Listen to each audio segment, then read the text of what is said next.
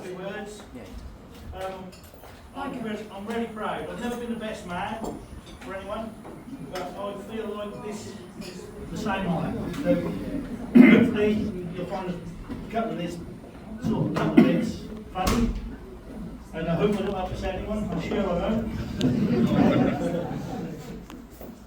Ossie grew up in Bircham, as you know. Went to school with my dad, where they become lifelong friends.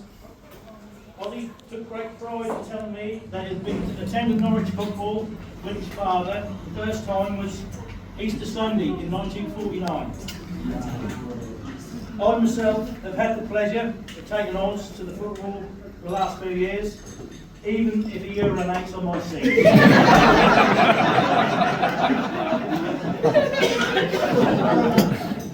We've been through thin and thick together.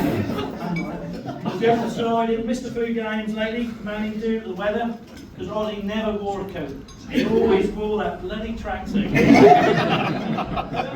was just his common tracksuit top, which had been autographed by John Colston and Rob Newman.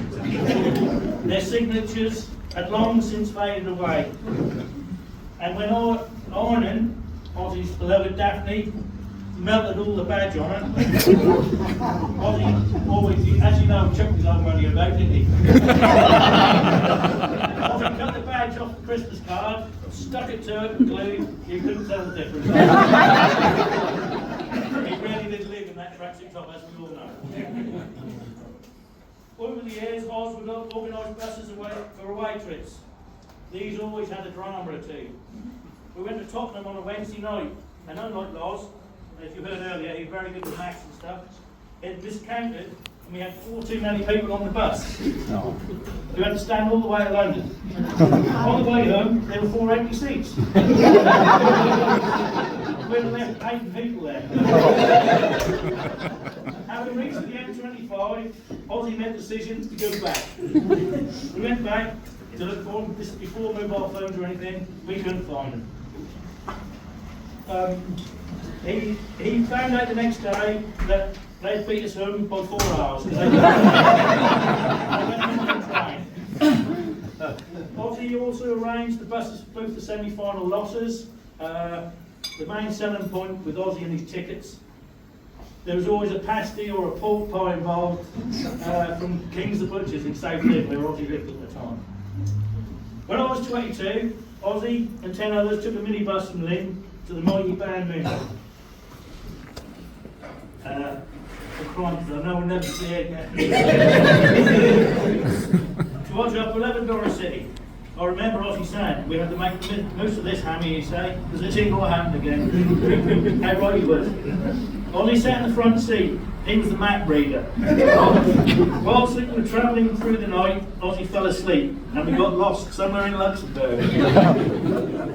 Bernie Hibser, a German, a forklift driver at Friggos, was our bus driver, and he finally got us to the Olympic Stadium car park at 8 o'clock in the morning. We were the first bus there. That was Oktoberfest. We went to the Oktoberfest, and I never remember how many beers we had. We slid them down. They say, bring them on, bring them on. We were singing On the Ball City. The lager helped ramp up the atmosphere, and we actually witnessed our team winning. Unsurprisingly, the journey home was a blur. Next year, European Games was in Milan in Italy, and I think it was the first time Ossie had flown. I think it calmed his nerves when we drank Norwich beer at the airport at 5 o'clock in the morning. I paid, obviously. We lost the game 1-0, and the flight home was particularly bad. All the planes came back together, and we had to circle Great Yarmouth, waiting for our time to land.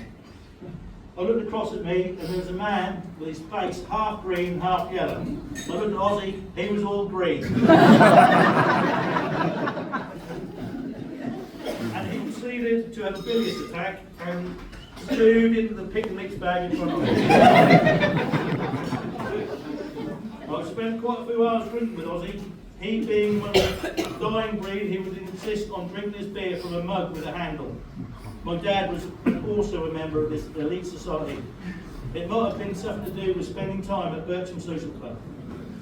Jeremy Cameron, a local cricketer who played for Westacre and Hillington, wrote a book on cricket and its characters, local cricket and its characters.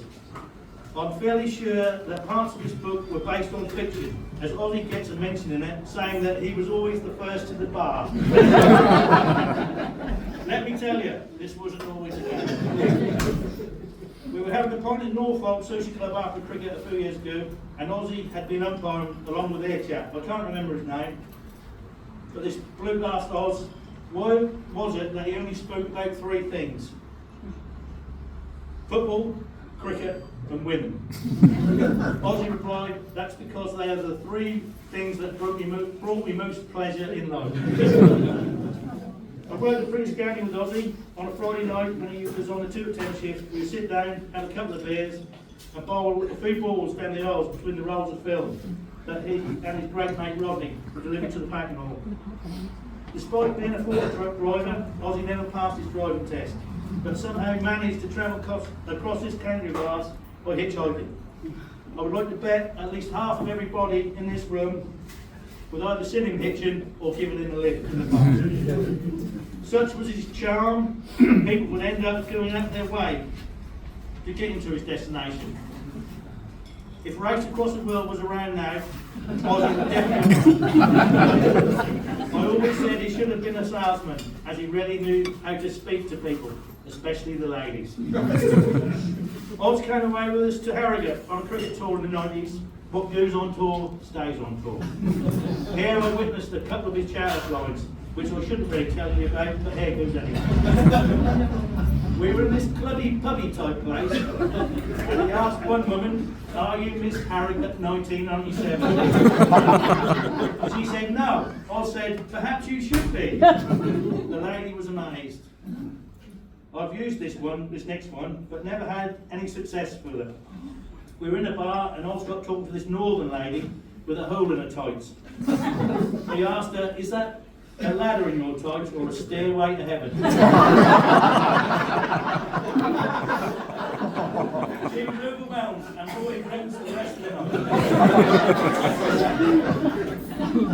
night. Whilst at British-Gambia, Ossie organised a cricket team to play at Burwell through his contact with a packaging firm. We travelled across the fence to play.